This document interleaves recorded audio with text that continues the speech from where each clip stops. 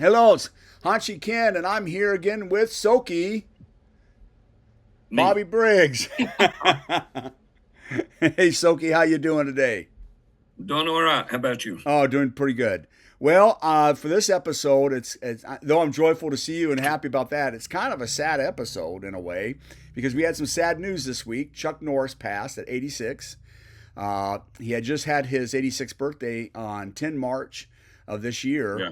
And so I thought maybe we go and we kind of reminisce about what Chuck meant to not only us, but what we think he meant to the wider martial art community and just the wider community. I mean, he had many facets to his life. So if you wouldn't mind opening up first about what's your first impression of, or first thing that comes to mind when you think about Chuck Norris, sir? You know, the way he lived life, I think, honestly, I mean, most people looks at Chuck Norris as either an actor or a TV movie star, but he was a devoted family man. He loved his family. He loved his close knit friends, and his Christian life meant a lot to him. Right. And so just the way he loved life, every facet about it, not just the martial arts side of it, Yeah. but I mean, there was a lot that made up Chuck Norris, not just like I said, as a Hollywood actor or as a martial artist. He was much more than that to a Yeah. lot of people too. Yeah, he was. It's kind of funny you mentioned that. He's one of the few people that what you get on screen, the good part of him when he's being the good Mhm. guy, is what you get in real life. Oh yeah. Yeah, and I remember seeing an interview of him. I don't know how long ago this is, probably 25, 30 years ago, but he had Mhm. mentioned to the interviewer that the interviewer asked how much is Chuck Norris in the films. He goes, really, a lot of me. A Mhm. lot of me's in the films. They're kind of getting Chuck Norris, Right. and I think that's true. With a lot of actors, you can find out that it's just an act. They really don't have Right. that personality or those virtues. They're not like that in real life. Right. But with Chuck Norris, a lot of him really shines through.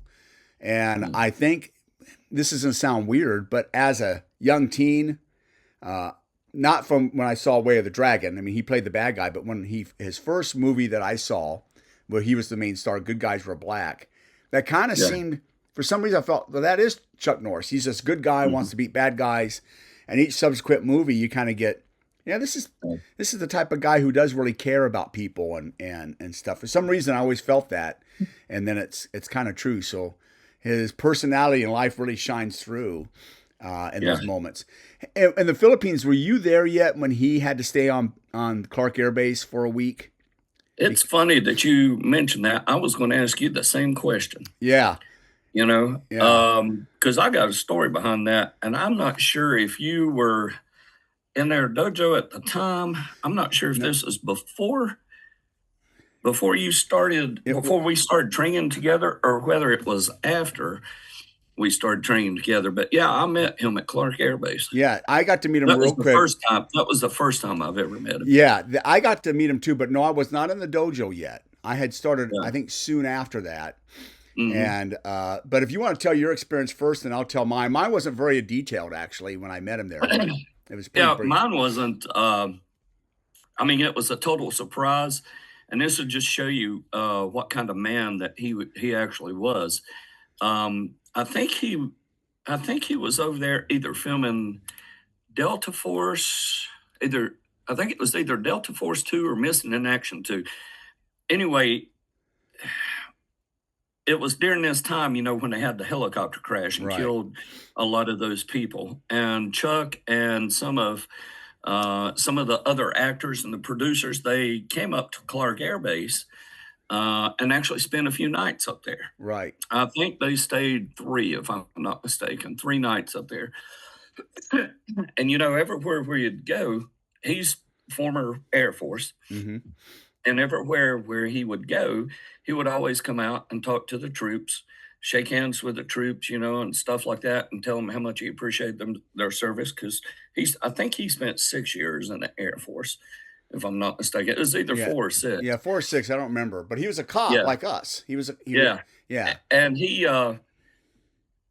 we were in a dojo, and I remember this is when I first opened up that dojo, and I don't even remember how I opened up that dojo. I was trying to think of that earlier this morning, how I actually opened up my dojo, what led me to that Girl Scout building where we were having classes at. But anyway, I had just opened up that dojo down there. And of course, this is before it was fixed on the inside like you and I and some more that painted it and stuff like that. And I don't think I'd been there maybe 2 or 3 weeks. And we had class one night, and the doors opened up, and Chuck Norris and 3 or 4 other guys walked in while we were having class there that night. Oh, And that's apparently, awesome. he had asked somebody if there was a karate school on base.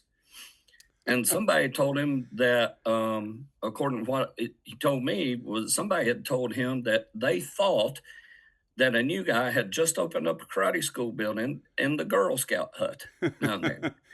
And I guess they went out to dinner that night or getting ready to go out to dinner or something, and they stopped by, and the door flies open. You talking about somebody that was surprised. Oh The yeah. door comes open, and Chuck Norris is standing there, and I'm like, "Are you freaking kidding?" I mean, I Yeah. thought I was hallucinating for a minute, Yeah. you know? And Yeah. I was like, "Good gosh," and just the most gracious, kind, humble, funny, easy to talk to kind of guy you'd ever seen in your life, you Yeah. know?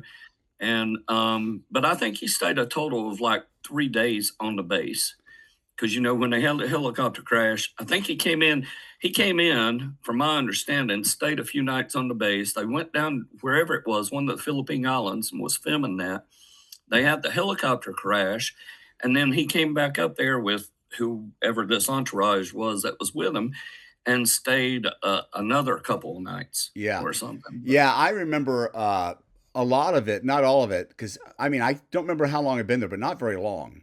I got there May yeah, 15th and I had of just 89. gotten there. I hadn't been Yeah. there long either. Yeah. And what was really exceptional about it is that, because it was Delta Force 2. I remember that. And I remember Was that the movie they were filming? yeah. And yeah, it was Delta Force Yeah, 2. And some of the people died, but they had a lot of other ones that were injured. And President yeah, Bush uh, yeah, had allowed those people to go to the Clark Air Base Hospital. right. And, I and remember that. so he was coming on the base, which tells you a lot, to check on his own crew that Yeah, was in that hospital. yeah, And I remember, and the reason why I remember it pretty distinctly is Sergeant McCaskey at the time was our flight chief, and Lieutenant Paul was the shift commander. That's another story about Lieutenant Paul because he would get in trouble, not from this incident, but a little later. But in any case, uh, we're in guard mount, and we're told Chuck Norris is on the base. He's standing in VIP quarters behind General Snyder's house, hmm, and that there'll be a guard posted on there, and you're to stand up, not sit down. Yes sir, no sir, not to have yeah, chit chat with them, all that type of stuff. And I don't remember. I remember the face of the airman, and I should have looked at my annual because I probably would recognize him. I just thought about that now, but I don't remember. Well, the next day he was telling us, "Well, man, I got to meet Chuck Norris," and we're like, "Really?" Yeah. And he says, and he told me to sit down and talk with him, and he even brought me some food. And I was told, "Well, I'm not allowed to." He says, "Oh, I know the president. You're allowed to." It's basically how he said it. Chuck said, yeah, "Sit down." He said, and the guy said, I don't know how accurate it was, but he says he talked to me for like 30 minutes, just he and I just sitting yeah, there, and then he went back into his room, and mhm, and it's funny because at that guard mount, then McCaskey comes back out and he says, "All right, we were just been informed by General Snyder that if Chuck Norris comes to speak with you, you are to talk with him and do what he wants and sit down and enjoy your visit with Chuck Norris." yeah, So I don't know exactly what transpired, but it seems to me that somehow it got back to Chuck that the cops weren't supposed to oh, talk to him, and he decided to tell somebody, "Yeah, when I visit them, I want them to visit with yeah. me."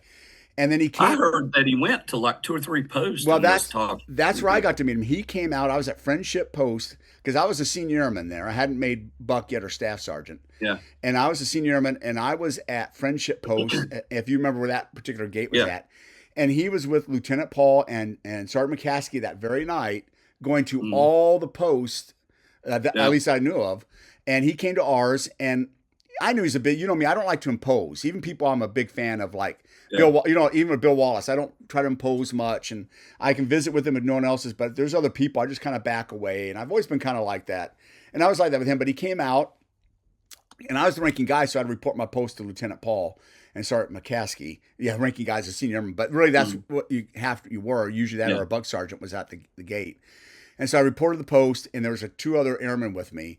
And then as I'm reporting the post, Lieutenant Paul's like, no, which was rare because he was kind of on this trip. And people knew him. They'd find out kind of the trip he got on where he got in trouble because of it. But in any case, and then I can see it's Chuck Norris, and I'm trying to concentrate. I'm glad I didn't have to complete it. And then Chuck Norris, and there's a couple other people with him. I don't know who they were, but it wasn't his brother, Aaron. And he just walks up and shakes my hand, asks my name, and asks the name of the other two people. And I didn't go, well, I'm in the martial arts too, and I study tons of it. You don't do that, I mean, it's Chuck Norris. I mean, I can't impress him, So I just think, and I told him I was a super fan of his movies, and that God bless him, and thank you for coming out. Yeah. And he didn't spend too long because he was going to hit all the posts, but he was probably there a good 5-10 minutes. And then which is quite a while. Quite a while, right? As he's talking to all of us, and then he takes off to the next gate. And then what was amazing to me is the next day, everybody's buzzing. It turned out a couple of the other airmen who were tower, because if you were a A1C or an airman, you could be put on towers. Mm-hmm. And you had to climb those big towers up. They had said that when he'd arrive, he would say, "No, you stay there. I'll come up to you," and he'd climb the towers to them. He wouldn't make them come down. He'd climb up it. And they just couldn't believe it. And they weren't necessarily, they knew who he was, but they weren't like martial artists. But they're just like, we couldn't believe it. We were getting ready to come down. And he's like, no, I'll come up to you. There's no reason why you have to come down. And he'd go up it, which would make, of course, Lieutenant Paul and Sergeant McCaskey and the other people also have to go up the towers, And and there was a lot of those towers and the people don't know, they were tall. They weren't small. It's quite a climb. But he'd climb up there, and that just tells you a lot about the person he was. That no one would blame him for going to his VIP corners, going to the hospital, getting a meal, and being left alone. Right. Yeah. But all intent and purposes, he must just have the energy of, who knows? I mean, he didn't do that. He went and saw everybody. Just amazing. Yeah. Yeah, I bet all the bases that he's ever been on, I bet he's done that same thing too. I've often heard that when he goes on military base and stuff like that, he likes to make his way around and meet as many of the military folk as what he can, and just thank them for their service and stuff, since he was a veteran himself.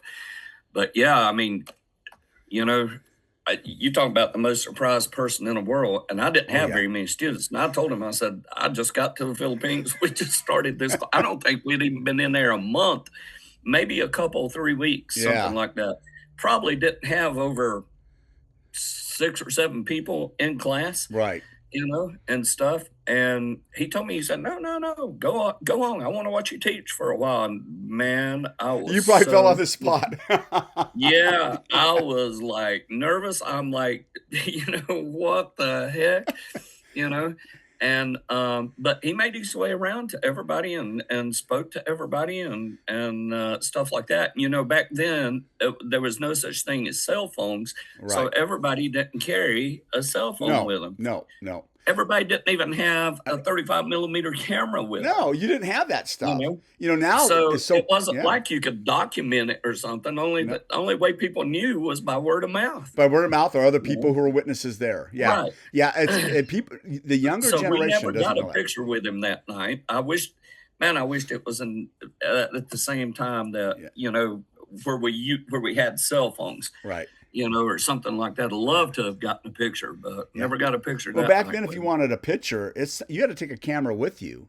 And you had to have these little 35 millimeter disposable cameras, take a few shots and send it off to the photo lab, have them develop. People just and hope that nobody would steal your pictures before they got them back. Right. And I don't mean this to be a stereotype, but it's quite true at the time. If you saw a group of people who always had a camera, they're either a professional photographer, an amateur photographer, or Japanese. And I don't mean to be mean, but the Japanese are known when you travel anywhere, especially in the Eastern world, Asia world, the average Japanese person carries a camera on them. Yeah. And they got them strung around their neck. They don't carry these little disposable cameras neither. It's either like a Nikon or something along those lines. Yep. And that was the norm back then. I'm sure now they don't. I'm sure they got cell phones too now, but back then that was kind of the norm. And I remember seeing that a lot when I travel in East Asia or the West Coast in America. You see that. But it's just amazing because he did this, and then what was amazing is that I was thrilled because I was a martial artist and I was one of the few on the flight. Yeah. But so I mean, you just sit there and you're hearing all the stories about how he would walk up to the tower, spend 5-10 minutes with people, Hmm. and to come to all the posts and to the towers tells you a lot too, because that means he's Yeah. not worried about the ranking NCOs. He's going out to Right. see the airmen, the Yeah. lower ranking people. Right. So it's telling you a lot that, and he probably didn't have anything against. I mean, he loved the NCOs too, but he's going to spend his first quality time with the lowest of these, for lack of a better word. Yeah. I And think when he got out, something makes me want to say he was an A1C when he got out, but he may have been higher than that when he got out of the military. yeah, Because he got out of the Air Force and moved to Torrance, California. Torrance, California, right? Yeah, And I want to say he was an A1C when he I, got I, out, but I may be wrong on that. I think no, I think you're right, and I do know this from people I've met who retired when I was going in, or people I've met who retired from the Air Force during the 50s and 60s and early 70s. Many of them retired as staff sergeants. That was normal. Oh yeah. Yeah. Yeah. When I came in, a lot of people retired as techs. It was just now Mhm. moving to techs, but before that, a lot. So to make it to master, senior, or chief was woo, and that's how the top Oh yeah. three started because it Yeah. was so rare to even make master. Right. And and so I wouldn't doubt it because the promotions didn't happen in the 50s and 60s for enlisted people No. the way they did for No. officers, and especially in the Air Force. The Even Army, even in the 80s, even in the 80s and early 90s, promotion. oh yeah, Well, yeah. I'm gonna be honest with you. Up until what year did you retire? I retired in 2006. Yeah, I retired effective February 1st, 2006.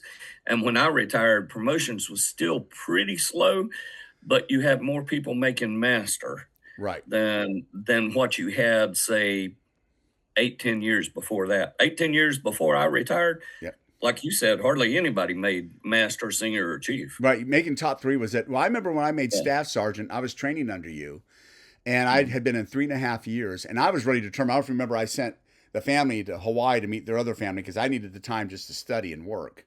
Mhm. And I remember when I made it, I barely made it because it was rare to make it under four at that Yeah. time. And I had really high scores. I mean, my test scores were in the 90s.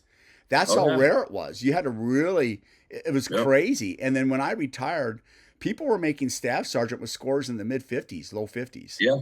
And I was Yeah. just like, well, I wouldn't have to study for that. I Yeah. mean, that would have Yeah. been You just nothing. hang around and pay attention Yeah. for a while, and you can pass that Yeah, test. and they were doing that at their 4 or 5 year mark, and so Yeah. things. So I think you're right. I think he was an A1C, but promotions were really slow back then for enlisted Mhm. people in the Oh Air yeah. Force. Yeah, I've heard in the Army they weren't that bad, but in the Air Force they were. Yeah, yeah. It just says a lot about his character, and I'll reminisce on this one. I remember when I saw Way of the Dragon, and he was the bad guy.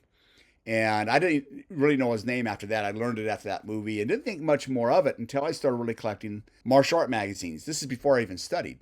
I would buy comic books, Black Belt magazine, Fighting Stars magazine, all these martial art Mhm. magazines outside the comic books in 1974, 75, 76. And I didn't start training until end of 77, beginning 78.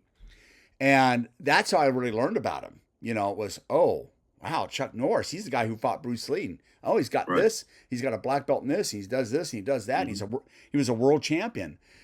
And then that movie, Good Guys Wear Black, came out, and I Yeah. was there opening day to see that. I got out of I was in junior high. I was in junior high, yeah. And I Yeah. remember taking the bus down to go see it. And I think I was with my brother Jim, and we went to the Fox Theater. I remember where it was at. And, though he doesn't really fight much in that movie, the Mhm. little fighting he does, I'm just enthralled. Yeah. Because when you watch him, I mean, you believe he can do it. That's the Yeah. other thing. A lot of people do martial arts and, they got the wire tricks, or they even if they don't have the wire tricks, they look really good and it's fancy. Right. But I wonder, okay, can they really do it in a fight? You know. But you Yeah. watch Chuck back then and you go like, yeah, he could probably really do it in a fight. You can just tell he can really do it Oh in yeah. a fight. And so I was addicted to his movies, and so I will bring up certain people during this that which is really great. I made friends with a lot of people who helped me not ever get into trouble. I went down a pretty straight and narrow path in high school. You know, I had church and martial arts, and I built my friendships around those. You know, church and martial arts. Hmm. And so I had this friend Brad Birkland. Sophomore year of high school, we became friends, and he didn't study until after he met me. And but he came to my dojo once or twice, and really wasn't for him. But he went and studied Taekwondo, where he got his black belt in Taekwondo, and started teaching at that school when his instructor, whose name was Tanavanik, moved to Southern California. And he was a big Chuck Norris movie. And I may be wrong, but I think we went and saw An Eye for an Eye together. And I think we must have saw that movie like 5 times. Because a lot of people don't, you didn't have streaming movies back then. And you didn't have a No. VHS tape. The average Right. person, so you got the movie in when you could, because you may not see it for a long time. You know, you don't know when it will be on TV, if ever. So you went and saw that movie like crazy. And I think we went and saw it like every day for, I could be wrong, but like 5-6 days. You know, we're back in the theater watching An Eye for an Eye again. And he was a super big Chuck Norris fan. And I think that probably helped him. He's a really good guy to this day. But even through his movies, he touched the hearts of people who it helped keep him on the straight and narrow, if that makes any sense, you know? Yeah. Yeah. So what, I guess I'm not sure how to word this. What would probably be the most influential thing that Chuck Norris did that you admire about him? Boy, I think that's going to be hard. I think this is going to be it, and this may be sensitive for some people.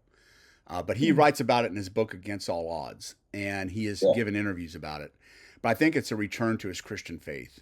Yeah. You know, he was raised a Christian. He never abandoned it completely, like he didn't believe in God. He always believed. Right. But he admits that he went through a part of his life in the mid 60s and 70s where he was the family man. He's a good guy. Everybody thought of him as a good guy. But being a Hollywood star or world champion, sometimes he would partake in ways that wasn't the best. And he had a period where he kind of was getting into Zen a little bit after his divorce with his first wife to kind of help level him out. And then he meets Gina, if I get the story right from the book. I mean, I read the book, 15 years ago or 20 years ago or something. And I've talked to people who've mentioned it. So I hope this is correct.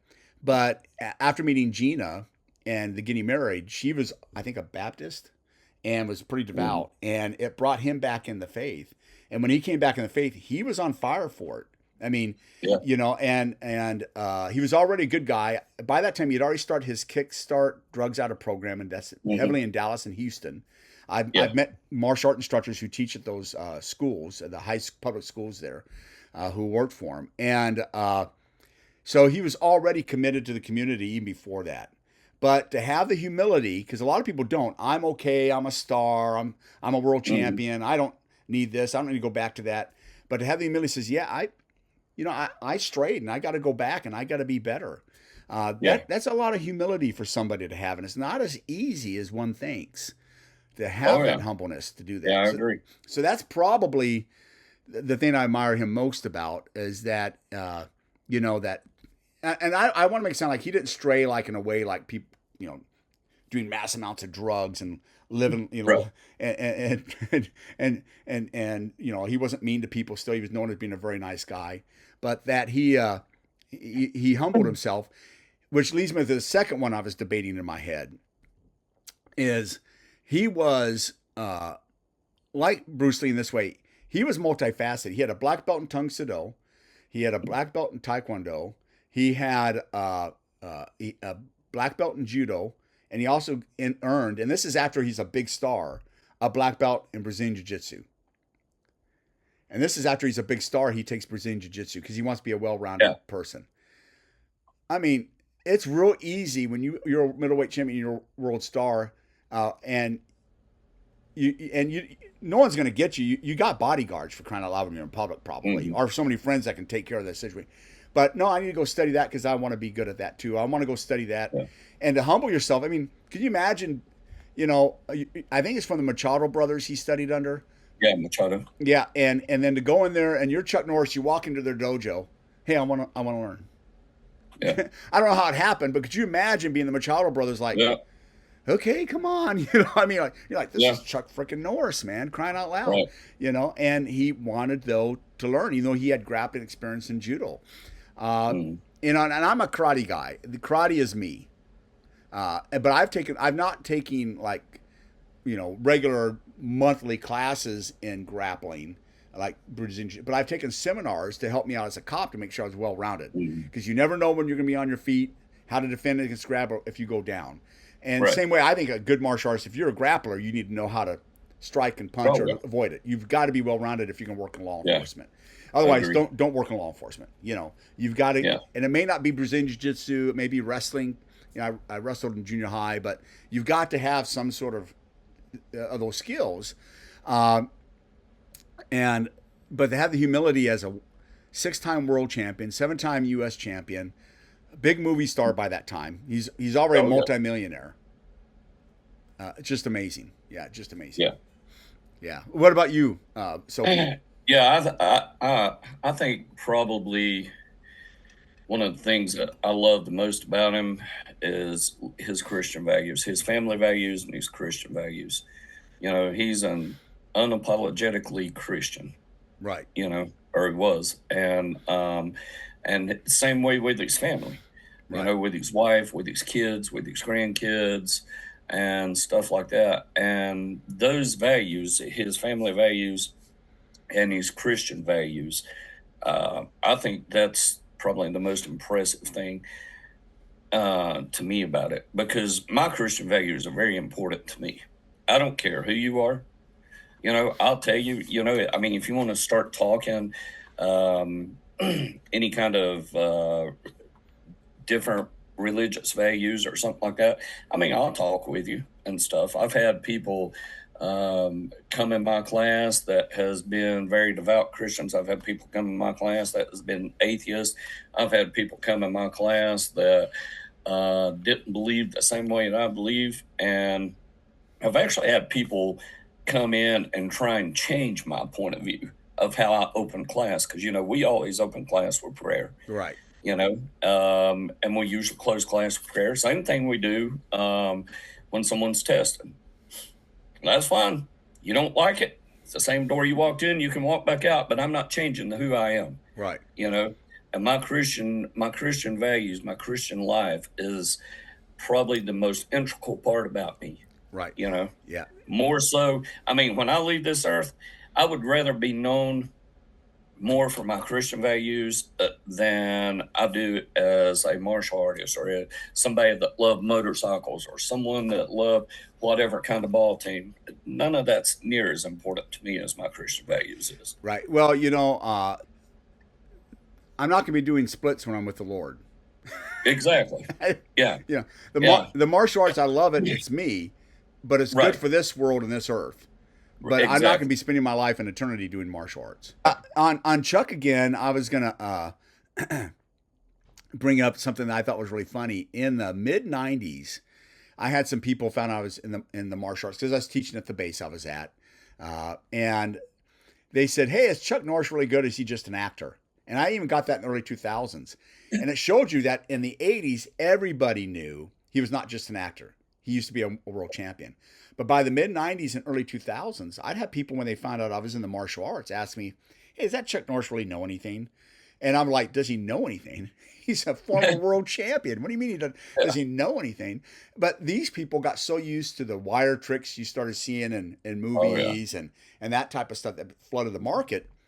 And they couldn't tell, I think, what's fantasy and reality, or they just questioned it. And they said, and I had one guy actually tell me when I was talking to a couple other people in the military, he's on a TDY, of all places, Little Rock. I remember we were talking late at night, and this other Yeah. airman comes up, and I'm a master at the time, and I was there teaching them how to do air-based defense. They were all maintainers, and he comes up to me and he goes, "You mean Chuck Norris is really a martial artist?" And I looked at the guy as I'm talking to these other airmen about Chuck Norris. Says, "Yeah, well, I didn't know. I thought he was just an actor who was taught for a show Walker." No, man, the guy's a former world Yeah. champion. You need to do some research, buddy.